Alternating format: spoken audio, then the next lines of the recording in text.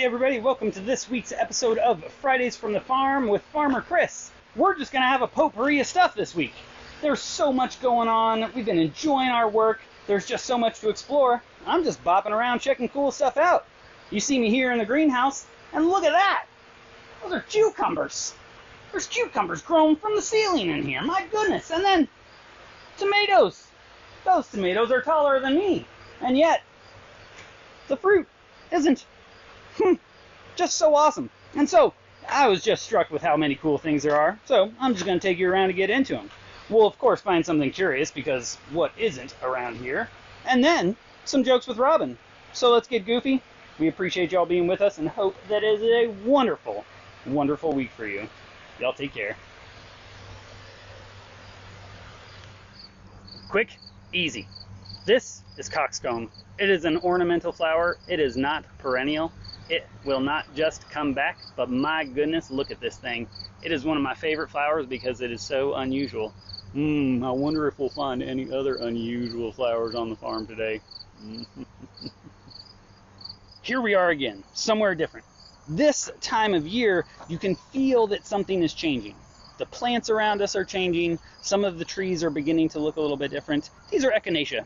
So you can see, they don't look the same as they did before. You can see one just barely hanging on right back here.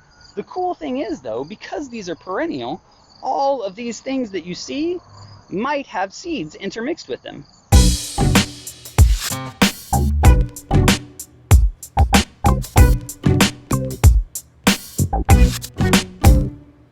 These are perennial because it means that they give these seeds off. Those seeds fall, they get eaten by birds and pooped out somewhere else, but they have this ability to disperse themselves. Different than the flowers that we saw before that don't have that same quality. A farmer or a homeowner or a person that's doing some work might come in and they'd go through the process of deadheading. That means cutting off the flower, the dead head of the flower, as far back towards the healthy plant as possible.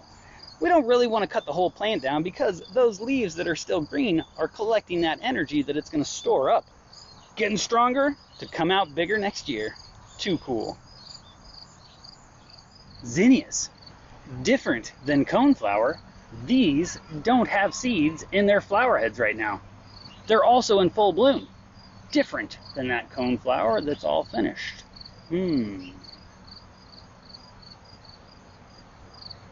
I keep finding cool stuff that I just can't pass up. Gotta get into it. Check this out. It's kinda freaky. So here we have an aster. It's getting ready to bloom. Asters bloom in the fall. But what caught my eye was all this spider web.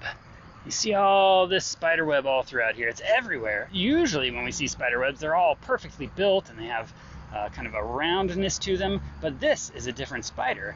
And what's so cool is that if we very carefully move these things back, and bear with me, and we go down all the way in here, then we can see, hopefully, the habitat of a funnel spider. There you can see it. Down into its space, down into its hole. Not certain whether or not this is still a habitat for the spider, but I thought it was just one of those cool things where you don't really get a great chance. And so even though there's all this wild spider web, it all funnels down to that one spot that critter stays in right out here. Cool. We're surrounded by awesome. Hey everybody, welcome to this week's Curious Corner. So, I am curious to know if you recognize these fruits. This is a strange one because this isn't a fruit that we could readily eat. It's pretty hollow, not fleshy like apples or oranges. This is called a passion fruit, and it grows on the same vine as the passion flower. And this, my friends, is an amazing flower.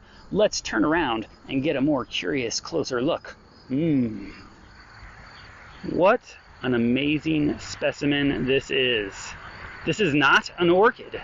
This isn't some tropical flower. This is a passion flower, and it's found on this vine. You can see there's a flower that's coming a little farther along, and then if we back up, then we see fruit.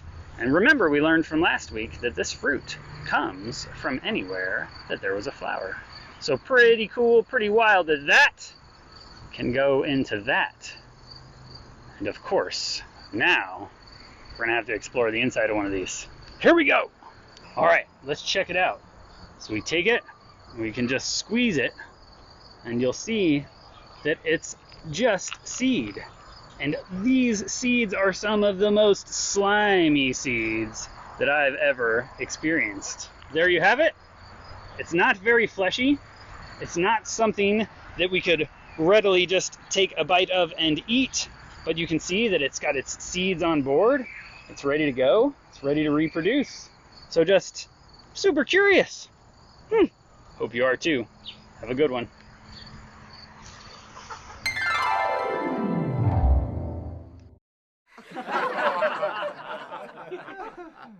So I thought the dryer has been shrinking my clothes.